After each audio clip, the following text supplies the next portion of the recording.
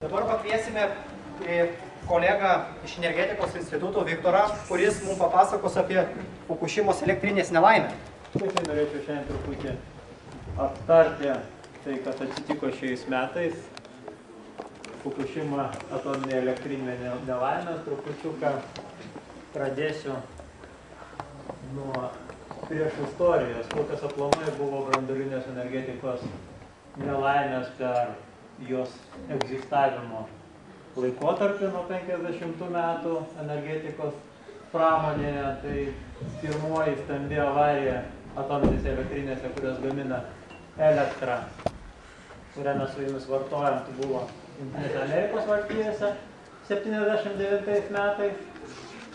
Sekanti, bet dėja atsitiko dėl to, kad nebuvo pasimokyta iš pirmos avarijos klaidų, dėl to, kad buvo mąstymas truputį kitoks, manyta, kad jeigu ten gali būti, pas mus to būti negali.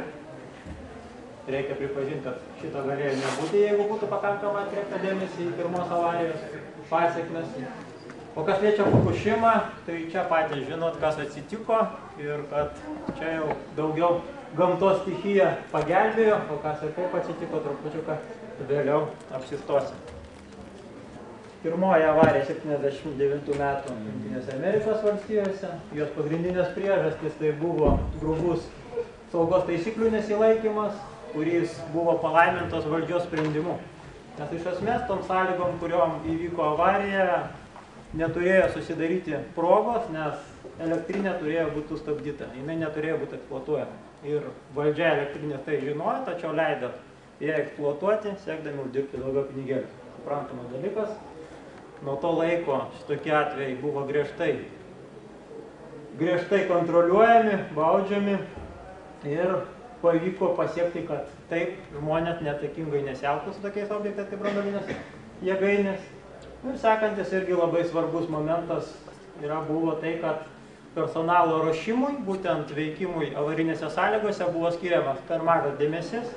Per mažai buvo ruošiama, per mažai buvo atkreipiama dėmesį, pagrinde buvo žiūrima, kaip jūs, kas vairuojat mašinas, jūs išmokė vairuoti, davė, o kaip stabdyti, sakė, daug maž žinot, ten stabdžių pedalą, kai reikia paspausti. O trupučiuką profesionalumo šitam reikale nebuvo suteikta pakankamai. Tai šitą avariją ir atnešė tai, kad po šitos avarijos buvo peržiūrėtos požiūris į branduolinę saugą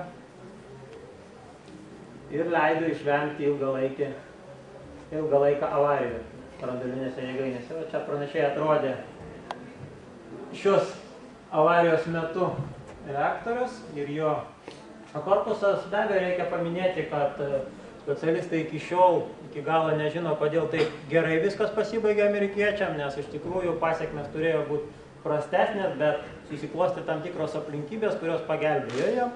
Ir avarija liko lokalizuota apsauginėme kelte ir viskas praktiškai ten ir liko, niekas neišėjo į aplinką. Be abejo, sutvarkyti reaktorių kainavo daug pinigų, tačiau kas liečia žmonių pažeidimai buvo labai nežymus. Bet kas atsitiko po avarijos šitos, tai buvo išsilydžiusi aktyvioji zona, nes buvo pasiektas didelės temperatūros, kelių tūkstančių eilė, nes kuro lydimosi temperatūra apie 2500 laipsnių. O ką aš minėjau apie sėkmę, tai kad nepaisant išsilydusio aukštos temperatūros kuro, korpusas nebuvo pažeistas ir tai irgi pagelbėjo tai, kad nebuvo pažeistas ir apsauginis keltas. Tai čia bendras kriterijai, tai buvo išmesta į aplinką tik mažiau kaip 0,01 procento radioaktyvių medžiagų, tai praktiškai viskas liko viduje. Dabar sekanti avarija, tai yra Černobylio avarija, kuri įvyko čia trupučiuką kitokios priežastys ir trupučiuką kitokios ir labai panašios. Pagrindinė priežastis panašios, tai yra personalo klaidos ir personalo kvalifikacijos stoka. Kitas dalykas, kad buvo labai didelis ir gilus įsitikinimas, kad RBMK reaktorių avarija buvo negalima panašaus pobūdžio. Trupučiuką logikos tai turėjo, nes lyginant su kito tipo reaktoriai, šitie reaktoriai yra labai didelių gabaritų ir šilumos išsiskyrimo tankis. Sakykime taip, jeigu standartiniai, tai vakarietiškai taip vadinami, arba rusiškai verdančio tipų suslėpto vandens reaktoriai yra kažkur 3 ant 3, o čia tokia patalpėlė užima, tai ir BMK reaktorius užima gal 1/4 šitos patalpos, ne? Nu, matot, kad panašus šilumos kiekis, tai įskiria 10 kartų didesnėme turė, todėl buvo manyta, kad sunkus pažeidimas yra mažai tikėtinas. Tačiau jis atsitiko ir be abejo, nebe to, kad buvo personalo klaidos, labai grubus saugos taisyklių nesilaikymas, reaktorius bent 5-6 kartus turėjo būti sustabdytas prieš prasidedant avarijai. Tačiau to žmonės nepadarė, nepaisėdami visų įmanomų perspėjimų, kurie galėjo būti, kurie buvo įrašyti taisyklėse, jie jos žinojo vienareikšmiškai.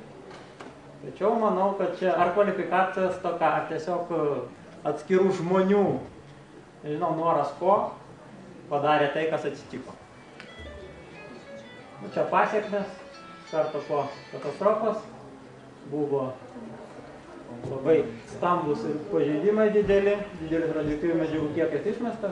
Šitaip atrodė nuotraukos padarytos po reaktorių.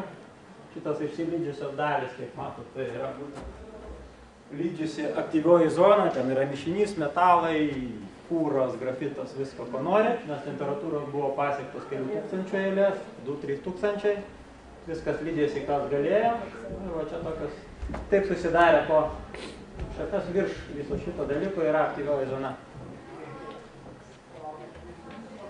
Taip, kas liečia Černobylio avarijos. Pagal oficialią statistiką žuvo 30 žmonių ir 237 buvo apšvitinti taip, kad mirė labai greitai, tačiau, jeigu grubiai vertinti, nuo kelių iki keliasdešimties tūkstančių žmonių buvo pažeista sveikata rimtai, kurie iššaukė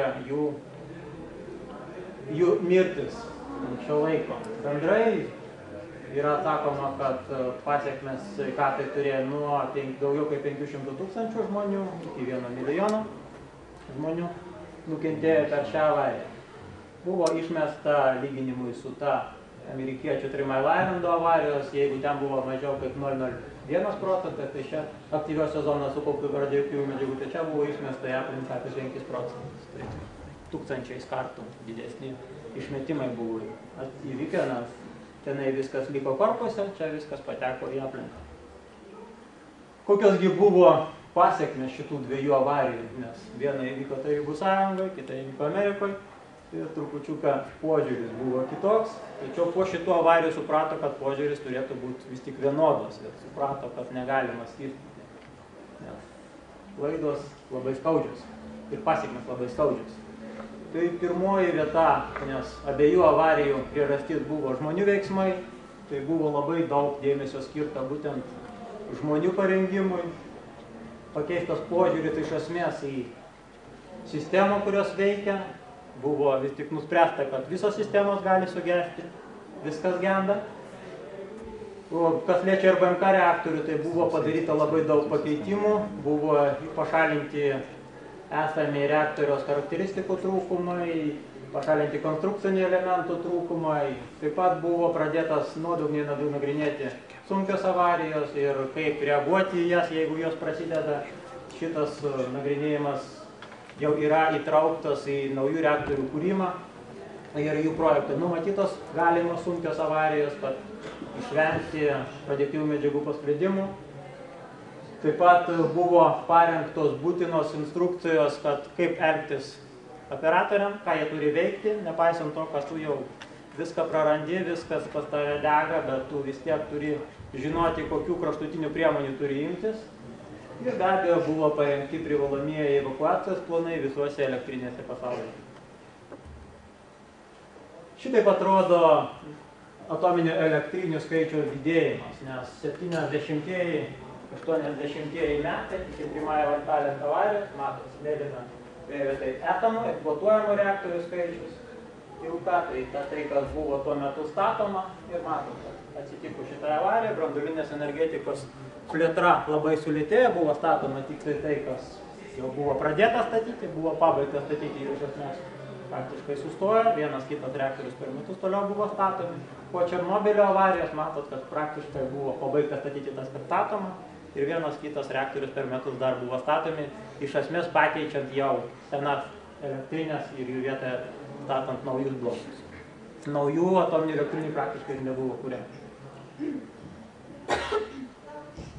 Fukushima avarija šiais metais atsitikusi, pagrindinė priežastis visi žinot, kad tai buvo tsunami ir tsunami žemės drebėjimas ir žemės drebėjimo sukeltas tsunami buvo pagrindinė priežastis ir iš viso buvo paveiktos žemės drebėjimo ir tsunami bangų 5 atominės elektrinės.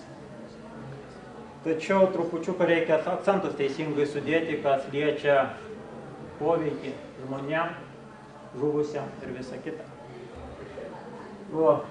Čia apie Fukushima elektrinės. Fukushima rajone buvo iš viso 2 elektrinės. Fukushima Daiichi, tai, kuri buvo labiausiai pažeista, 6 blokų, ir kita Fukushima Daini, tai atominė elektrinė truputį naujesnė ir joje buvo 4 blokai. Pažeistoji buvo elektrinė Fukushima Daiichi, tai yra su 6 blokai. Tai yra senesnė, matot, statybos metai nuo 71 iki 78 visi blokai buvo pastatyti. Pirmieji 3 blokai, 1, 2 ir 3 veikia, 4, 5 ir 6 buvo sustabdyti remonto darbams. Kita atominė elektrinė, kuri randasi visai šalia, kelių kilometrų, gal keliasdešimt, veikia visi 4 blokai. O čia pasekmės tsunamis. Tsunamio poveikis buvo toks, kad buvo užlieta teritorija sulig 3,5 kartų didesnė negu Kauno miesto arba trečdalis Kauno rajono teritorijos buvo užlieta banga. Galite įsivaizduoti, per žemės drebėjimą ir tsunamį žuvo apie 25 000 žmonių. Ir be abejo, žemės drebėjimas ir tsunamio banga sugriovė labai daug infrastruktūros. Viena iš priežasčių avarijų buvo tai, kad buvo sugriauta gyvybingai svarbi infrastruktūra. Pirmoji dalis žemės drebėjimo metu, antroji dalis būtent tsunami dadėjo sugriauti tai, kas nebuvo sugriauta žemės drebėjimo. Sakyti, kad šitas žemės drebėjimas buvo didžiausias per visą Japonijos istoriją, kiek yra užfiksuota. Tai va, čia dar vaizdai, kas atsitiko po tsunami bangos. Matote, kad ištisi miesteliai buvo nušluoti, nieko neliko. O čia atominė elektrinė Fukushima Daiichi, kuri buvo pažeista. Tai projekte buvo numatytas žemės drebėjimas, buvo numatytas tsunamis, buvo suformuotos apsauginės sienelės. Čia pirmoji sienelė buvo, čia antroji sienelė. Jų aukštis siekia šiais metais jau buvo apie 10 metrų. Buvo atliktos modifikacijos 2002 metais, sienelės aukštis buvo padidintas iki tų žemės drebėjimų ir tų tsunami bangų, kokios buvo įsivaizduojamas, jie tikėjosi iki 10 metrų. Ir tų senelio turėjimas ir į gerą ir į blogą. Į vieną pusę gerai, kad jis galėdavo apsaugoti nuo mažesnių žemės drebėjimų, tačiau į blogą tai, kad jie šventai tikėdami, kad šitos senelės pilnai jos apsaugo nuo tsunami, praleido keletą kitų dalykų, kurie buvo svarbus ir kurie turėjo tokį didelį neigiamą poveikį avarijos eigai. Būtent kalba eina apie kuro atsargas, kuris yra naudojamas avariniam atvejui elektrai gaminti ir svarbių saugai sistemų funkcionavimą užtikrinti. Ir būtent dėl tos priežasties, kad buvo senelės ir visi tikėjo, kad banga iki atominės elektrinės nedaeis, jos buvo įrengtos virš žemės, nors daugelį elektrinių daugelį šalių yra privalomieji reikalavimai, kad šitos talpos būtų po žeme. Ir jeigu jos būtų buvę po žeme, jokio tokio poveikio, kuris dabar atsitiko, nebūtų buvę atsitikę. Ir daugelis žmonių nesupranta, kodėl japonai daleido, kad tos talpos su dizeliniu kuru būtų virš žemės lygio, kai jie randasi tokiam rajone. Kas liečia, kaip sakom, buvo iš vis pažeistos 5 elektrinės, poveikis buvo toks, kad Šidori elektrinėje buvo nutrauktos visos išorinės linijos, tačiau įsijungė avarinės elektros maitinimas, būtent įsijungė dizeliniai generatoriai ir jie aprūpina atominę elektrinę elektrą ir buvo saugiai aušinami reaktoriai. Anagavo atominė elektriniai 4 iš 5 linijos buvo prarastos, išorinė viena linija liko sveika. Bei be abejo įsijungė dizeliniai generatoriai ir jie sėkmingai užtikrino saugos sistemų funkcionavimą.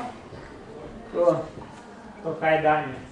Visos linijos nutrauktos, vienas dizelis generatorius irgi buvo pažeistas. Mes ne dizelis generatorius, pagrinde buvo pažeidimai į tikrų sistemų tiekimą. 2 iš 3 veikia elektrinė sėkmingai sustabdyta ir ataušinta. Danijos elektrinė irgi 3 iš 4 išorinės linijos buvo pažeistos. Viena veikia, to pilnai pakanka, kad atominė elektrinė būtų saugiai sustabdyta ir saugiai aušinama ilgą laiką. Po paros laiko buvo statyta antroji linija, čia buvo rezervavimas, kad užtikrinti, jeigu dar atitiktų žemės drebėjimai, panašus įvykiai. Ir vienintelė elektrinė pasisekė mažiausiai, tai buvo nutrauktos visos išorinės linijos, neliko ne vienos elektros linijos iš išorės, kuri užmaitintų. Ir buvo tsunamio bangos nuplauti kūro rezervuarą ir jie prarado pilnai elektros maitinimą, ir jiem nepavyko per keletą valandų elektros tiekimo statyti. Tai ir buvo pagrindinė priežastimi tokios avarijos baigties, kuri ji buvo. Būtent žemės drebėjimo poveikis buvo tai, kad nutrauktas buvo pagrindė visos elektros linijos buvo sugadintos, tačiau atominiam elektriniam tai nėra problema, nes jie yra projektuojami žemės drebėjimui, jie yra projektuojami veikti be išorinio maitinimo, jie turi savo elektros maitinimą pilnai, pagrindė tai yra dizeliai generatoriai, kurie vietoj gamina elektrą ir taip elektrinė yra saugiai sustabdoma ir ilgą laiką gali būti aušinama be pasekmių saugai ir po tos avarijos galėtų būti per naują sėkmingai paleista. Tačiau atėjus tsunami bangai, Fukushima Daiichi atominė elektrinė buvo nuplautos cisternos, kurios buvo virš žemės paviršiaus ir taip atominė elektrinė liko be elektros energijos teikimo. Tas ir sąlygojo tokį scenarijos, koks jis buvo. Tačiau buvo parengti jau po pirmų išmoktų pamokų avarijose per avarijas 3 Mile Island, Černobylio atominė elektrinė, buvo parengtos instrukcijos, kuriais operatoriai turėjo vadovauti, buvo įrengtos papildomas sistemas, kuriais vadovautis ir kaip vadovautis, jie tą žinojo ir iš paskutiniųjų tą darė, tomis priemonėmis, kurias jie turėjo, kurias nereikalauja elektros energijos maitinimo, arba veikia mažindami slėgį grinai dėl fizikinės prigimties slėgio didėjimui. Tai va, kas dabar, kokios gi pasekmės buvo, kas atsitiko. Ir čia dar specialistai ilgą laiką diskutuos, mes irgi dalyvausim šitoj veikloj, nes nėra iki galo aišku, kai kurie atominės elektrinės valdžios veiksmai, avarinės parengties planai ar buvo pakankamai gerai paruošti. Ir kas liečia pirmo bloko pažeidimo, kai įvyko kuro pažeidimas po 2,5 valandų, tai čia klausimų didelių nekyla. Čia atominė elektrinė neturėjo nei daug laiko, nei daug erdvės. Tas atsitiko ganėtinai greitai ir jie tikrai negalėjo užtikrinti šito reaktoriaus išsaugojimą. Pirmas reaktorius buvo prarastas labai greitai ir kas liečia jį, tai nemanau, kad kilo didelių klausimų, kodėl jis buvo pažeistas. Tačiau kas liečia kitus reaktorius, antro bloko, trečio ir ypač ketvirto pažeidimo, tai čia kyla daug klausimų, nes atominės elektrinės vadovybė turėjo trečio bloko atveju 1,5 paros, antro bloko atveju 3 paras. Šito laiko nagrinėjant avarinės parengties planavimą, tikrai tas turėjo būti numatyta, jie turėjo numatyti planus, parengti, paprašyti pagalbos, nežinau, turėjo statyti elektrą, nežinau, kodėl to neatsitiko ir daugelis specialistų tikrai tą klausimą iškėlė savo, bent jau pradžioj, nežinau. Čia remiuosi duomenimis, kurios buvo oficialiai gautos ir per įvairius tarptautinės institucijas gegužės pabaigos, nes per vasarą, tai suprantat, nelabai ką naujo mes turėjom.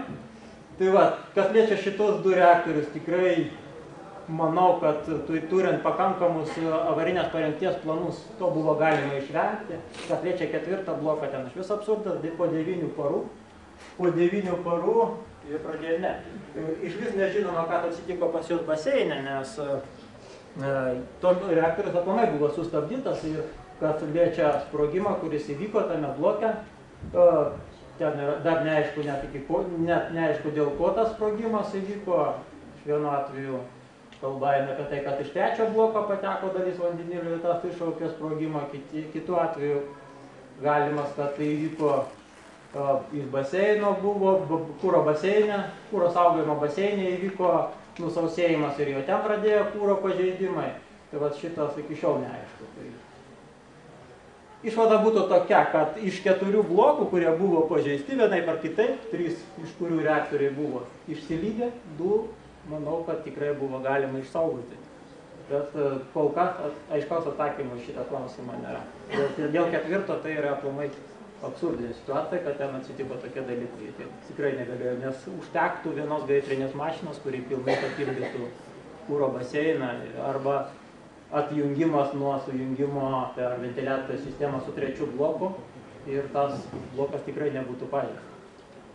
Tačiau čia vėlgi įsivėlė tai, kad nepakankamai peržiūrėtas avarijas, avarijų eiga ir nenumatyti tinkami operatorių veiksmai. Tai va čia vaizdas po atominės elektrinės sprogimų. Čia pirmas blokas sprogęs, antras pastatas sveikas, tačiau dėl to, kad trūkis įvyko ir sprogimas įvyko truputį kitoj vietoje. 3 ir 4 blokas susprogė, o šitas visas vaizdas turėjo būti kitoks. Neturėjo šito būti ir kairė paveiksliuką parodytas užterštumas. Reikia pasakyti, kad užterštumo lygis nėra labai didelis, teritorija, kuri užteršta, irgi yra labai nedidelė, lyginant su tuo, kas atsitiko pačioje atominėje elektriniai. Ir visą tai atsitiko dėka gamtos sąlygų ir atominė elektrinė išsidėstymo, nes vyravo vėjai link ramiojo vandenino pusės ir viską nupūtė į tą pusę, o kovai su radiacijos pasklidimo pagrindinis faktorius būk kuo toliau nuo tos vietos ir ta vietas tikrai neturėtų paveikti. Tai va čia gamta biškai padėjo japonam, kad gavo žymiai mažiau žmonių gavo dozės, nors ir tos dozės, kurios gavo tie žmonės, kurie jau papuolė į tas zonas, irgi yra, sakykim taip, labai nedidelės. Kiekvienas iš jūsų savo namuose kitą kartą gauna gyvendami blokiniam name. Kas liečia pačios avarijos Fukushimo metu, bendras suminis išmestų į aplinką radioaktyvių medžiagų kiekis buvo apie 10% nuo tų medžiagų kiekio, kuris buvo išmestas Černobylio atominės elektrinės metu. Tačiau kartu paėmus visas avarinius įvykius, kurie atsitikė energetinėje, branduolinėje energetikoje, sakykime taip, yra nuo 100 iki 1000 kartų mažesnis negu tai, kas buvo per nuo 50 iki 70 metų padaryta pačių žmonių, suvokiant, ką daro, sproginant branduolinius ginklus. Tai yra nuo 100 iki 1000 kartų daugiau radioaktyvių medžiagų į aplinką buvo išmesta vykdant branduolinius bandymus. Fukushimo atveju žuvo tiesiogiai 2 žmonės. 2 žmonės gavo didelės apšvitos dozės, didelę apšvitą ir tikėtina, kad jie turės rimtų sveikatos pažeidimų. Keliasdešimt darbuotojų gavo nuo 5 iki 20 kartų viršijančias dozes, tačiau tikėtina, kad jų sveikatai tai jokios įtakos neturės. Ir buvo evakuota pagal evakuacijos planus privalomuosius, kaip jau minėjau, kurie buvo parengti po pirmųjų avarijų. Buvo evakuota apie 79 000 gyventojų iš 30 km zonos aplink elektrinį.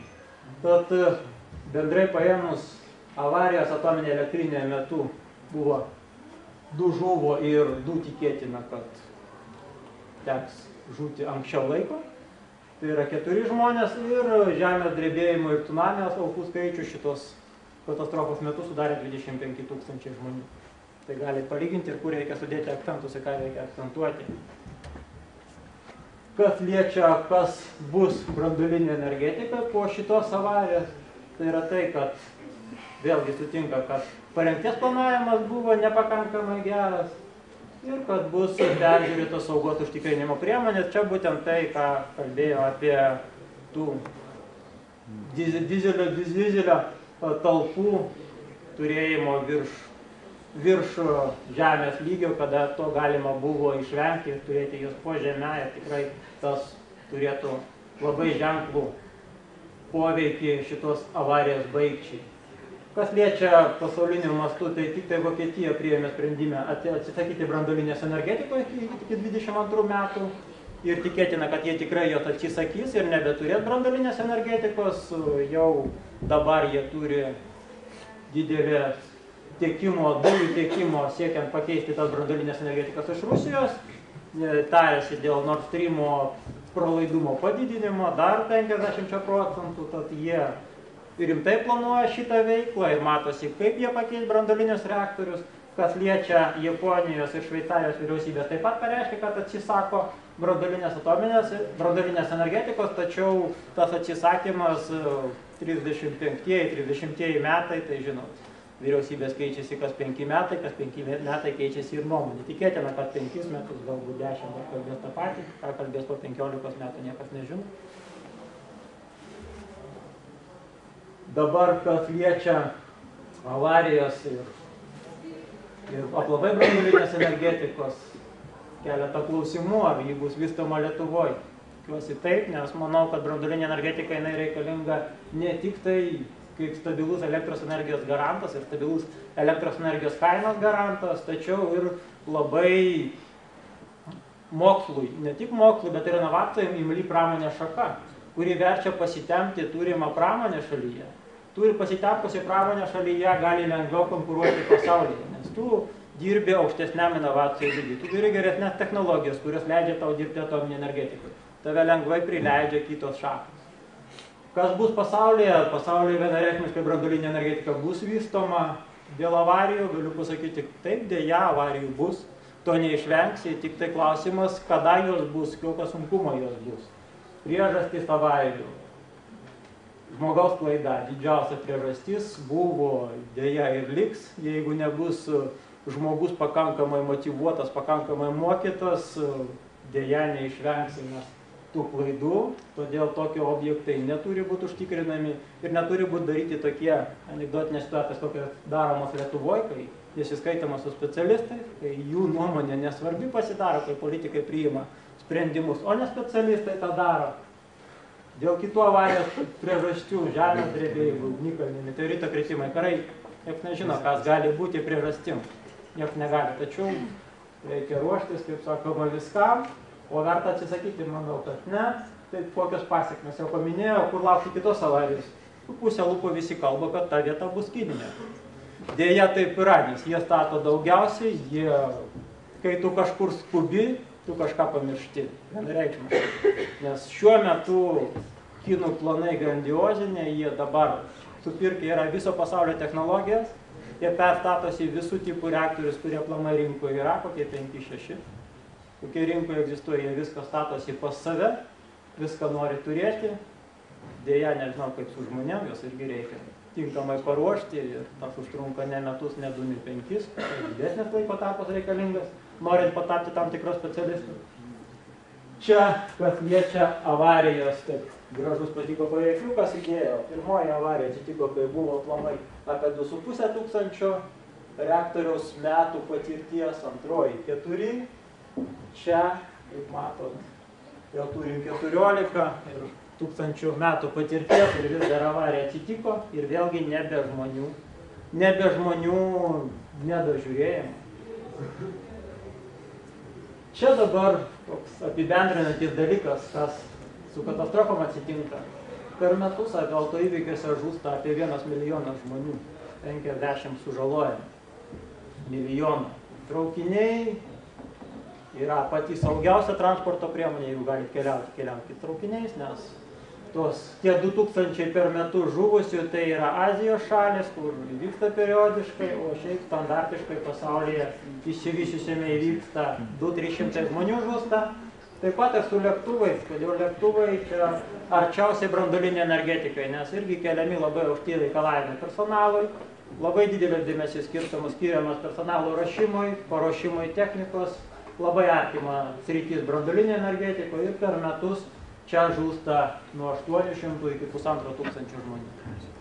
Branduolinė energetikoje matėt, kad realūs, jeigu įvertinti Černobylio atominės elektrinės katastrofą, nors sako, oficialūs skaičiai byloja apie 200-300 žuvusių, realiai mes turim suvokti, kad žuvusių skaičius ir rimta įtaka žmonių sveikatos, reikia kalbėti apie 10 000 žmonių.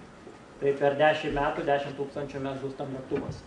Per 10 metų 10 000 žmonių žūsta traukiniuose. Branduolinė energetika nužudė, sakykime taip, nebijau to žodžio, taip atsitiko per savo 40 metų aktyvaus gyvavimo laikotarpį nužudė, nežinau, 10-20 000 žmonių.